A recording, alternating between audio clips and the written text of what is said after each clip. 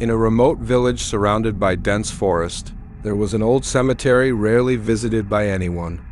The locals called it the Silent Ground because every Friday night, terrifying screams echoed from within the graves, freezing anyone who dared to listen. Legend said the screams came from a woman named Sari, who died tragically 20 years ago. Her husband had buried her alive, believing she had betrayed him. Since then, villagers agreed never to pass near the cemetery after sunset. One night, Rafi, a paranormal content creator, came with his camera, determined to prove the story was just a myth. He set up his equipment around the graves and waited. At midnight, the air grew colder. The ground began to tremble softly, and from one of the old tombs came a faint sob, followed by a long, piercing scream that shattered the silence. Rafi pointed his camera toward the sound. The gravestone cracked and black blood seeped from the soil. A pale hand clawed its way out, followed by the rotting face of a woman with long, tangled hair, staring straight into the lens and screaming, "You came to join me." Rafi screamed and ran away into the darkness. But the next morning, villagers found his camera lying in front of Sari's grave, still recording. The last frame showed the shadow of a man standing beside the tomb, though Rafi was never found again. And now, every Friday night, two voices can be heard screaming from the cemetery. Not just one? A week after Rafi's disappearance, the villagers still whispered about the mysterious camera found near Sari's grave. Most were too afraid to touch it, except for Dina, Rafi's closest friend and fellow investigator. Determined to find the truth, Dina took the camera home. She connected it to her laptop and pressed play. The video started normally. The cemetery at midnight, the swaying trees, Rafi whispering about the silent ground. But halfway through, the screen glitched. A dark figure appeared behind Rafi, slowly creeping closer. The next second, the video cut to static, and a distorted female voice whispered through the speakers. "He's still here." The room grew cold. Dina froze as her reflection in the laptop screen seemed to move on its own, smiling when she wasn't. Then suddenly, the video resumed, showing footage that Rafi never recorded, Dina's own living room, filmed from behind her. She spun around. No one was there. That night, she woke to the sound of faint crying from the corner of her room. The camera she had left on her desk was now facing her bed, the lens blinking red as if recording. From the shadows, the same whisper echoed, closer this time. "Join us beneath the soil." The next morning, Dina's neighbors found her door wide open. The camera was still on, lying on the floor, filming the empty bed. But through the audio, two distinct screams could be heard, one belonging to Rafi, the other to Dina, followed by a third that no one recognized. And every night since then, the villagers swear they can see red lights flickering among the graves, as if the camera is still recording, waiting for its next victim. Days turned into weeks, but the fear never left the village. Every Friday night, the cemetery glowed faintly with a red, pulsing light, as if something beneath the soil was alive, breathing. One night, a group of teenagers, Lara, Ben, and Yudi, decided to see the light for themselves. They laughed off the rumors, armed with flashlights and a phone to record what they called the ghost live stream. At exactly midnight, they entered the silent ground. The wind was unnaturally still. The trees no longer swayed. They seemed to watch. Then Lara noticed it, a dim red flicker coming from between two cracked tombstones. "Is that a camera?" she whispered. They moved closer. Buried halfway in the dirt was Rafi's old camera, its recording light still on. But when Ben picked it up, the screen instantly lit up and began playing a video by itself. It showed footage of the three of them walking into the cemetery just seconds ago. Ben dropped the camera in panic. "That's impossible," Lara said, her voice trembling. "It's showing us. Right now." Suddenly, a scream echoed through the graves, Dina's voice crying for help. The ground split open near Sari's tomb, releasing a foul stench of decay. A pale hand reached out, grabbing Lara's ankle. She shrieked as something tried to pull her underground. Yudi swung his flashlight toward the grave and saw three faces staring back. Sari, Rafi, and Dina, all decayed, all smiling. Ben and Yudi ran, leaving the camera behind. But as they reached the village road, they noticed something horrifying. The red light was following them, hovering in the dark like a watching eye. By morning, only the phone they used for live streaming was found, lying on the path. The final moments showed a red light flaring, and then 3 new graves appeared beside Sari's, each marked with a name carved by hand. When dawn broke over the village, the air felt heavier than usual. The cemetery, the silent ground, was quiet, too quiet. But those who dared to walk by noticed something new, a fresh grave, unmarked at first, appearing overnight beside the 3 that belonged to Rafi, Dina, and Lara.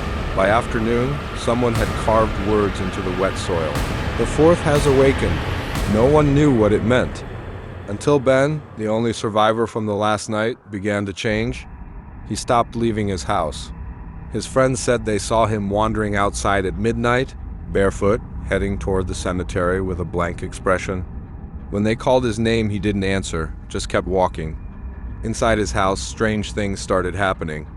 The mirrors showed a red glow instead of reflections. His phone camera turned on by itself, recording empty corners of his room. And every night, a voice whispered from the darkness, "You left us behind. Now dig." One evening, Ben awoke to find mud on his hands and dirt under his nails. The floor was covered in footprints leading to his backyard. There, under the pale moonlight, was a hole he didn't remember digging. From inside the hole came the faint sound of breathing. He grabbed his flashlight and leaned closer. Suddenly, a cold, rotting hand shot up and grabbed his face.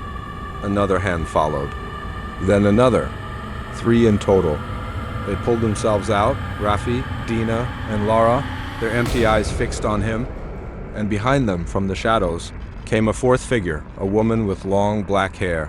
Her face hidden beneath a veil of soil. "Sorry, you should have joined us that night," she whispered. "Now you will never leave." The next morning, the villagers found 4 graves, neatly lined up, each one freshly sealed. But there was still an empty spot beside them, waiting for one more. And every Friday night, when the red light glows again, the wind carries a chilling whisper through the cemetery. The 5th will rise soon. A week after Ben's disappearance, fear spread through the village like a disease. The cemetery now had 4 new graves, and every night, people claimed to hear footsteps outside their houses, followed by a faint whisper. One more. Only one more.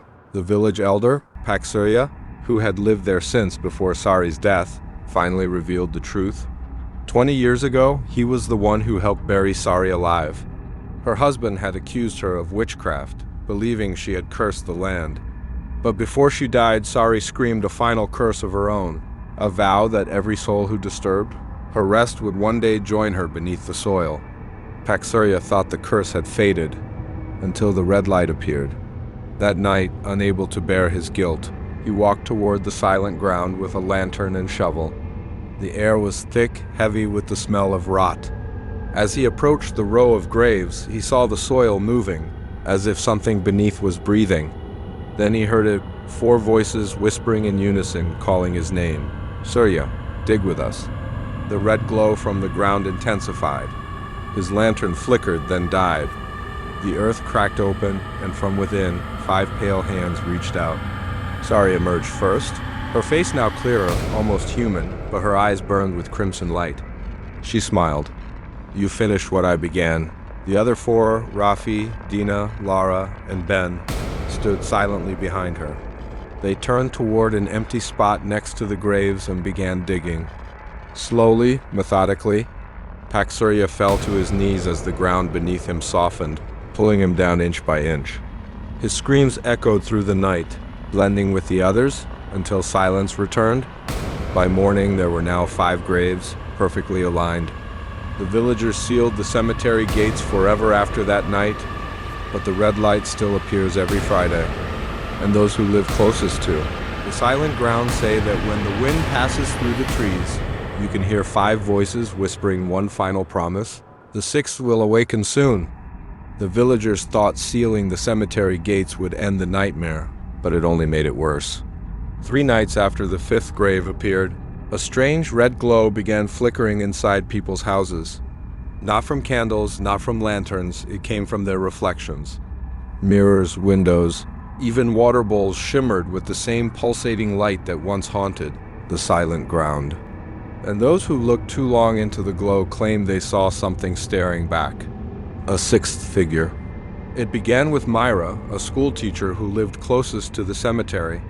She was known to mock the ghost stories, saying, "Dead people don't come back." But one night, as she brushed her hair before bed, her mirror began to bleed red from its edges. Her reflection smiled, though she hadn't. Then the reflection spoke. "You shouldn't have sealed us in." The lights in her house flickered, and a faint recording played from her phone, Rafi's old voice, whispering, "The camera's still recording. Run." Myra stumbled back, but the mirror cracked open like glass under pressure. A rotting hand reached through it, gripping her shoulder, dragging her toward the reflection. Her scream filled the street, and then silence. The next morning, the villagers found the mirror on her floor, smeared with dirt and fingerprints from the inside. In the cemetery, the ground had shifted again. A sixth grave had appeared overnight.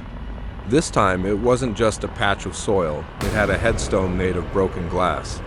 The name etched across it was Myra, and on top of the grave lay Rafi's old camera, its red lights still blinking.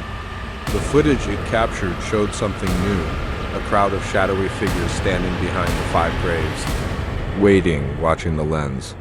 In the final seconds of the video, they all turned their heads toward the camera, and Sari's voice whispered clearly, "The 7th is near." The screen then went black, except for one line of text burned into the frame. "You are being watched." The village had turned into a ghost town. Half the houses stood empty, their doors left open, as if the owners had vanished mid-step. The cemetery, the silent ground, now shimmered every night with a deep crimson light, pulsing like a heartbeat beneath the soil. Only a few people remained, terrified, sleepless, waiting for sunrise that never seemed bright enough. Among them was Armin, a local journalist who arrived from the city after hearing the strange rumors. He didn't believe in ghosts. He believed in stories. And this one, he thought, would make him famous. He found Rafi's camera, still blinking red, sitting atop the 6th grave. The battery was long dead, yet the light refused to fade. Arman lifted it, turned it toward the graves, and whispered, "Let's see what you're hiding." The camera powered on by itself. The screen showed a live feed, not of the cemetery, but of Arman's own face. Behind him, dark shapes began to form.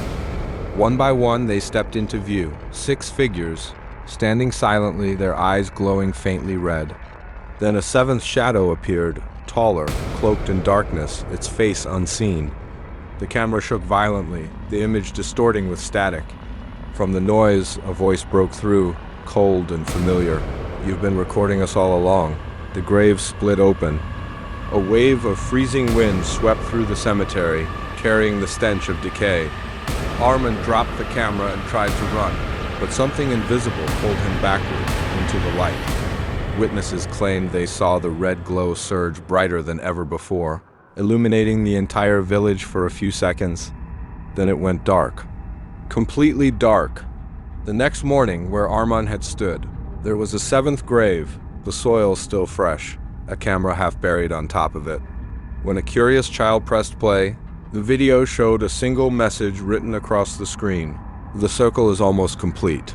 Now every Friday at midnight, villagers say they see 7 shadows walking among the graves, and a faint 8th one slowly forming behind them, waiting for its turn." The 7th grave marked the end of peace in the village. No one dared to step outside after sunset, not even the stray dogs. The air was thick, heavy with the smell of damp soil and something older, something watching. But the red light did not fade. It began to spread. Now, it appeared not just in the cemetery, but through windows, mirrors, and phone screens all over the village. Some villagers swore they could see shadows moving inside their devices, as if someone was recording from the other side. And each time the light appeared, a whisper followed. "The 8th will rise." The whispers reached Nadia, a young nurse who worked at the old clinic near the silent ground. She was the only one who still helped the sick, though, lately. Her patients didn't stay long. They would wake in the middle of the night, staring at the ceiling, muttering the same thing over and over. "She's calling me." One night, as Nadia prepared to close the clinic, all the lights went out. Her phone, lying on the desk, turned on by itself and began recording. On the screen, she saw the clinic hallway, live, but something was wrong. A shadow was walking toward her from the far end of the corridor, even though she was alone. The air turned icy. The shadow stopped at the doorway. It whispered her name. "Nadia." She turned slowly and saw Sari, her face pale and cracked, her eyes two burning red orbs. Behind her stood the 7 others, their mouths moving in perfect silence. Sari lifted her hand and pointed to the floor. The tiles began to crack and blood seeped out, forming words that spelled, "Join the circle." Nadia screamed as invisible hands dragged her down through the floor. The phone kept recording, shaking violently before falling to the ground. By morning, the clinic was empty. Only the phone remained, showing a final frame, 8 graves glowing faintly red in the cemetery. The newest one bore a name freshly carved in the dirt: Nadia. The villagers sealed their homes, destroyed their mirrors, and buried every camera they owned. But that night, the sky above the silent ground turned crimson, and a new voice echoed through the darkness, soft, almost gentle. "The 9th is waiting." The village was no longer alive. Every road was silent, every window boarded shut. The forest had swallowed the edges of the land, and the sky above the silent ground glowed blood-red without a moon. There were now 8 graves, each one pulsing faintly in rhythm, as if the dead beneath them still breathed. The red light had spread far beyond the village, into nearby towns, into the screens of strangers who dared to watch Rafi's old videos. And on the 9th night, the voice returned. It didn't whisper anymore. It spoke clear and human. "The last one is watching. Somewhere in the city, Evan." A filmmaker obsessed with the viral story of the screaming grave downloaded the cursed footage that had been circulating online, the one that ended with Sari's whisper. He didn't believe it was real. He thought it was a hoax. He pressed play. At first, the video showed the cemetery quiet, still, the 8 graves glowing dimly. Then the camera slowly turned as if guided by unseen hands, until it pointed directly at him through his laptop screen. Evan laughed nervously. "Nice edit," he muttered. Then his reflection in the screen smiled back, but he didn't. The red light filled the room. His phone lit up, showing the same image. His mirror, too. Every reflective surface began to glow. From the speakers, 8 voices whispered together. "We are complete. Now we speak through you." Evan's scream was the last sound recorded. When police entered his apartment days later, the laptop was still on. The video was still playing, showing a 9th grave freshly dug in. The silent ground, though no one had been there for weeks. And when the footage was uploaded automatically to his channel, viewers around the world reported hearing a faint woman's voice, coming from their own screens. Sometimes if they watched to the very end, they claimed the video didn't stop. It mirrored their own faces, smiling in the dark. The red light never disappeared after that. It traveled from device to device, city to city, spreading like a living curse. No one knows where the silent ground truly is anymore, because now every screen is a grave. And if you hear the 9th voice whisper your name while reading this, it's already too late.